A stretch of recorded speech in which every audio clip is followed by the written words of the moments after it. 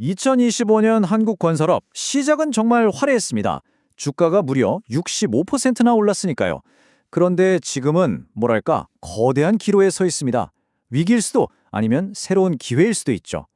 대체 무엇이 이들을 이렇게 흔들었고 또 이 속에서 새로운 길은 어디에 숨어 있는지 오늘 한번 제대로 파헤쳐 보겠습니다. 자, 이걸 한번 보세요. 2025년 건설사들 분위기가 정말 좋았어요. 엄청난 낙관론으로 시작했거든요. 보시는 것처럼 평균 주가가 무려 65%나 급등했습니다. 대단했죠. 그런데 이 엄청난 기세가 정말 갑자기 아주 극적으로 딱 멈춰 서버립니다. 그래서 오늘 저희가 살펴볼 내용이 바로 이겁니다. 먼저 이 갑작스러운 침체는 왜 왔는지, 그리고 어떤 새로운 역풍이 불고 있는지 알아볼 거고요. 하지만 위기 속에 기회가 있다고 하죠. 국내 시장에서 찾을 수 있는 기회와 또 한국을 넘어서 원자력이라는 큰 그림도 한번 그려보겠습니다. 마지막으로 이 모든 걸 종합해서 새로운 현실에 맞는 투자 전략은 뭘지 같이 고민해 보겠습니다. 자, 첫 번째 이야기. 갑작스러운 침체. 도대체 무슨 일이 있었던 걸까요?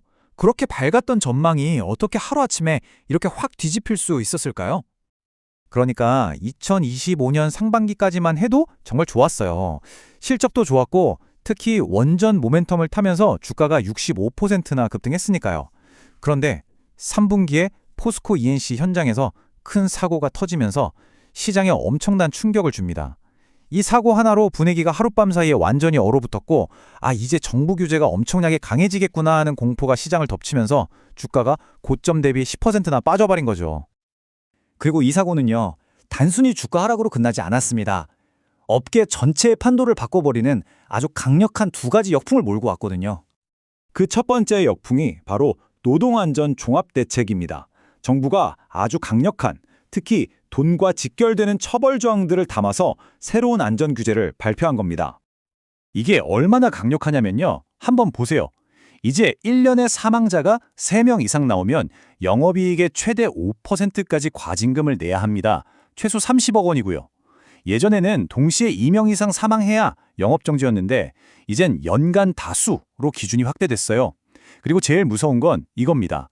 3년 동안 영업정지를 2번 받으면 그 다음에 또 사고가 나면 아예 건설업 등록이 말소될 수 있다는 조항이 새로 생겼어요. 이건 회사가 문을 닫을 수도 있다는 얘기죠. 정말 살벌해졌습니다. 자, 이렇게 안전 규제 때문에 정신이 없는 와중에 두 번째 역풍이 불어옵니다.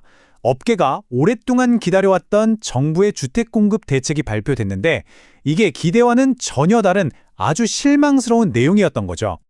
이 대책의 핵심을 보면요. 목표 자체가 건설사 이익이 아니라 집값 안정에 맞춰져 있었어요.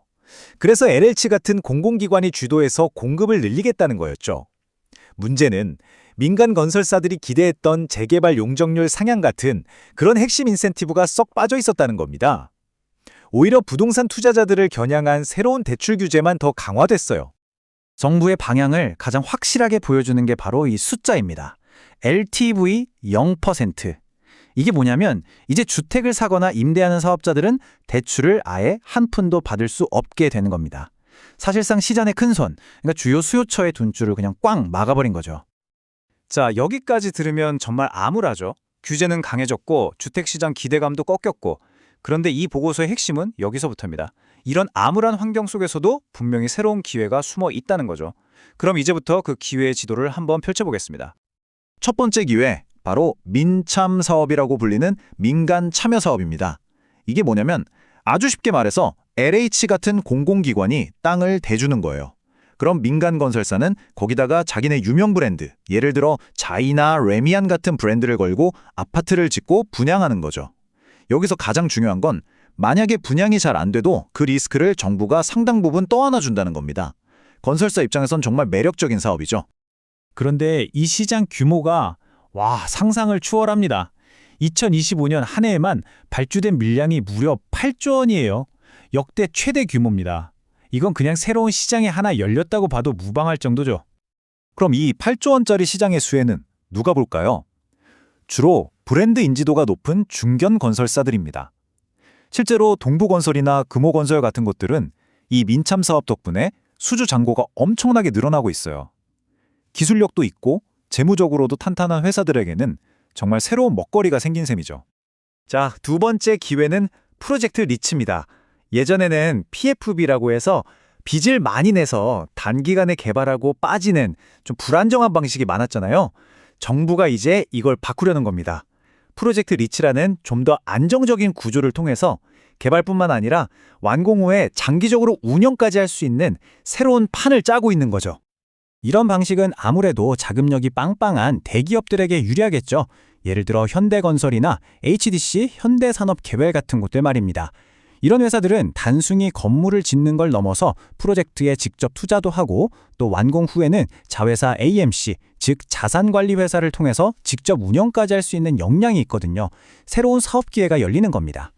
그런데 아까 LTV 0% 규제 기억나시죠? 그것 때문에 당장 주택을 개발하는 리츠는 좀 꽉 막혀 있는 상황이에요. 그래서 진짜 기회는 다른 곳에 있습니다. 바로 과거의 개발 붐이 일었을 때 우후죽순 생겼다가 지금은 멈춰버린 그런 부실 프로젝트들을 정리하는 시장입니다. 문제가 있으면 해결책도 있겠죠. 지금 하이브리드 개탁이라는 새로운 신탁 모델이 해결사로 등장했습니다. 개발 전문성을 가진 신탁사들이 이런 부실 프로젝트들을 넘겨받아서 다시 사업을 정상화시키는 거예요. 이 시장의 승자는 명확합니다.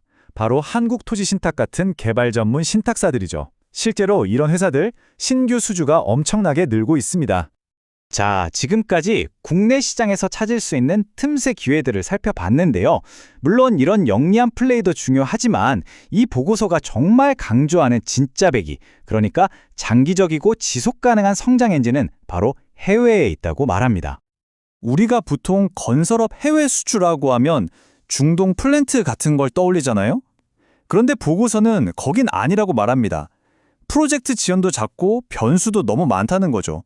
진짜 주목해야 할 곳은 바로 글로벌 원자력 발전 시장입니다. 이건 단기적인 이벤트가 아니에요. AI 붕 때문에 전력 수요는 폭발하고 있죠. 또 각국은 에너지 안보가 중요해졌죠. 이런 거대한 흐름 때문에 원자력은 선택이 아닌 필수가 되고 있다는 겁니다.